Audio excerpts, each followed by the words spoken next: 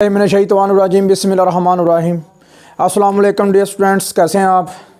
अल्हम्दुलिल्लाह मैं ठीक ठाक हूँ। आई होप आप भी खैरियत से होंगे। आज हम बात करेंगे MTH 101 के ऊपर कि 101 की आपने तैयारी कैसे करनी है और आपने ग्रैंड क्विज़ कैसे तैयार करने हैं।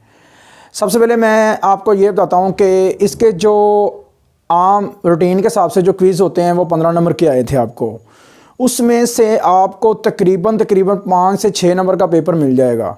वो आप कहीं से भी ढूंढें या आपने स्क्रीनशॉट लिए हैं वो आप रखें अपने पास, उसके आंसर ढूंढें और वो उनकी तैयारी करें। 3-4 दोस्त मिल जाएं, सारे इकट्ठे करें। वो तकरीबन 4 दोस्त अगर मिलेंगे तो 60 नंबर बन जाएंगे। वो 60 नंबर वो इकट्ठे करें, 60 क्वेश्चंस, उनके आंसर ढूंढें। उनमें से तकरीबन आपको 10 नंबर का पेपर जो है ना आराम से मिल जाएगा। 10 से 12 नंबर का पेपर मिल जाएगा।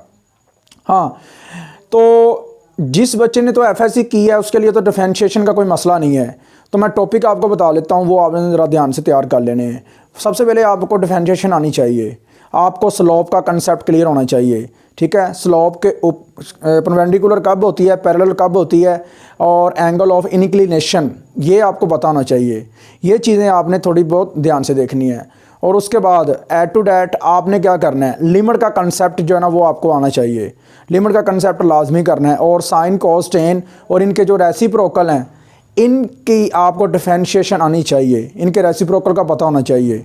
समझ लगी बात कि इसी तरह ही आपको एंगल ऑफ इंक्लिनेशन वो और डिफरेंशिएशन के बारे में और टेंजेंट के बारे में और सीकेंट के बारे में पता होना चाहिए। ये कुछ चीज़ें हैं जो मैंने आपको बताई हैं, अच्छे से कर लें तो आपके बहुत अच्छे मार्क्स बन जाएंगे।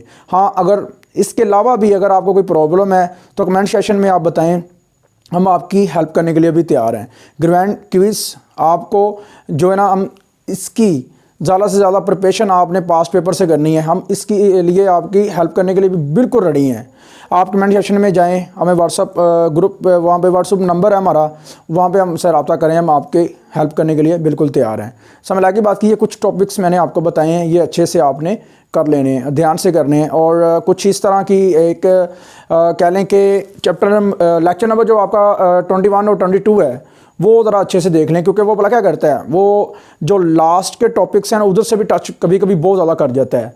तो ये आपने अच्छे से प्रिपरेशन इसकी करनी है जो मैंने आपको बता दी है। जिन बच्चों की FSC मैथ के साथ है उनको तो कोई मसला नहीं है, लेकिन जिन्होंने FSC नहीं की, वो मतलब कि MTH 101 पढ़ रहे हैं, जिन्होंने बायो पढ़ी है, उनके लिए थोड़ा सा मसला है। लेकिन वो थोड़ा सा किसी के पास बैठें, उनसे अपना डेरिवेटिव का कंसेप्ट थोड़ा सा क्लियर कर लें। देखो आप फिज़िक्स तो पढ़ते ही हो ना, तो फिज़िक्स पढ़ने वाले बच्चे को डेरिवेटिव की समझ लग जाती है। तो किसी से power rule, question rule, product rule, ये चीज़ें जो है ना आप थोड़ा सा पढ़ लें। और एट टू डेट मैं आपको एक और चीज़ क्लियर कर देता हूँ, मेरे माइंड में अभी आ गई है, वो ये कि आप 9th में जो लॉक के कानून हैं, लॉ हैं, जो वो आपने अच्छे से कर लेने हैं। आपने क्या करना है, उसके जो तकरीबन कितने लॉ हैं आपके, प्रोडक्ट और क्वेश्चन का और पावर का, ये आपके पास तकरीबन 3 लॉ बनते हैं जो मोस्ट इंपॉर्टेंट हैं, मशहूर हैं, फेमस हैं। वैसे तो 4 लॉ हैं उसके, तो 4 जो लॉ हैं ना वो आपको अच्छे आने चाहिए लॉ के। ठीक है ना, उसके मतलब के लोगार्थम के भी, लॉग के, तो उसमें भी आपको 1 नंबर मिल जाएगा। तो इसके भी अलावा कि अगर आपको कोई हेल्प की ज़रूरत है ग्रैंड क्विज़ के अंदर तो वो लाजमी हमसे रब्ता करें। ठीक है ना, वो हम आपको करवा देंगे, वो आपकी हेल्प करेंगे हम। और एट टू डेट और एक और चीज़ क्लियर कर देता हूँ, जिसके 6 नंबर आएंगे या 6 से कम आएंगे, 6 या 6 से ज़्यादा नंबर लेने वाला बंदा पास होगा, या जिसके 6 से कम नंबर आएंगे वो फेल होगा। ये मैं आपको क्लियर कर देता हूँ। और स्कॉलरशिप के लिए लाजमी जो है ना वो आप जस्तजू करें कि आपने जो उसके लिए एप्लीकेबल होना है, और उसके लिए एप्लीकेबल होने के लिए ज़रूरी है कि आपके जो मार्क्स हैं वो आपके 65% से ज़्यादा होने चाहिए या 65% होने चाहिए।